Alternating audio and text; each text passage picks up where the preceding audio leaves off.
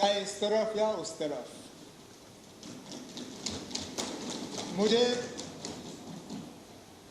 मैं तो ये मतलब दावे से कहता हूं कि मुबारक गुल साहब चीफ विप हो या ना हो, स्पीकर हो ना हो, इस हाउस के मेंबर हो या ना हो,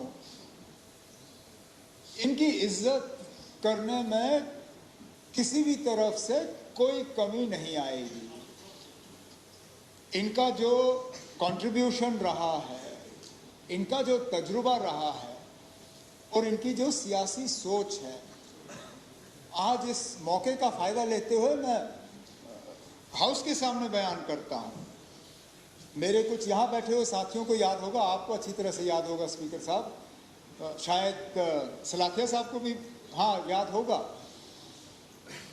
2019 में जब जुलाई में थोड़ी सी गर्माहट शुरू हो गई और हमें समझ नहीं आ रहा था कि हो क्या रहा है, बड़ी कोशिश की कि पता चले कि आखिरकार जम्मू कश्मीर के बारे में क्या सोच है, क्या करने जा रहे हैं। हमने कई दरवाजे खटखटाए, पूरा जवाब हमें कहीं से मिला नहीं। अगस्त के पहले ही दिन थे, शायद 1 या 2 अगस्त के आसपास, हम नवाई सूब के ऊपर वाले मीटिंग हॉल में बैठे हुए थे। हाँ 4 अगस्त था, 3 या 4 अगस्त था। बात कर रहे थे कि क्या होगा, यूटी बनेगी, 370 को होगा क्या, 35A को करेंगे। एक साथी हमारे खड़े हुए, मुबारक गुल साहब, कहा आप लोगों को पता नहीं, और थपाया टेबल, कहा मैं आपको कह रहा हूं 370 भी जाएगा, 35A भी जाएगा, रियासत के 2 हिस्से होंगे, हम रियासत भी नहीं रहेंगे। और मैं हंसा, ईमानदारी से मैं हंसा। मैंने कहा गुल साहब आप क्या बात कर रहे हो, अगर ये इनको करना भी होगा ये इलेक्शन के नजदीक करेंगे, ताकि इलेक्शन में ये बेच के सीटों को थोड़ा बढ़ाएंगे। पार्लियामेंट इलेक्शन से 4.5 साल पहले करने का क्या फायदा, जबकि 4.5 साल के बाद बेचना इनके लिए मुश्किल होगा। तो कहा आप देख लीजिए क्या होगा। हमने अपनी मीटिंग खत्म की, घर गए। 5 तारीख को जब हमारे घरों पे ताले लगे और मैंने टीवी खोल के देखा कि क्या हो रहा है, मुझे सिर्फ एक साथी याद आए। मैंने उस वक्त कहा, मैंने कहा ना क्या गलती की मैंने उस वक्त दिमाग में सोचा, मैंने कहा मैं मुबारक गुल साहब को मिलूंगा और कहूंगा मैं माफ़ी चाहता हूं। मैं उस वक्त हंसा क्योंकि हम सब में से एक आप थे जिसने उस वक्त हमें बताया कि ये होने जा रहा। इनको कहां से पता चला, अभी तक मुझे उस बात का जवाब नहीं मिला है। अब तो इसलिए मैं कह रहा हूं कि इनकी इज्जत में कभी कोई कमी नहीं आएगी, उसके लिए स्टेटस की जरूरत नहीं है।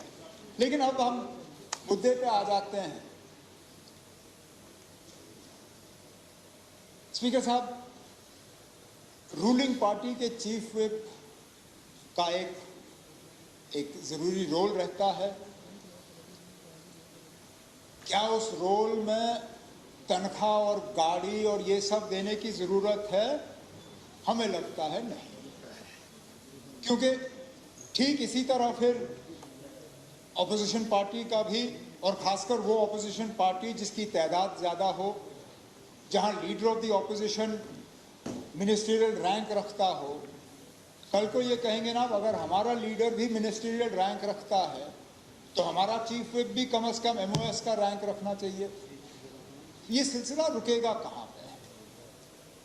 और साथ साथ में मुबारक गुल साहब को दोनों चीज़ों का तजुर्बा है, अगर मेरी याददाश्त सही है।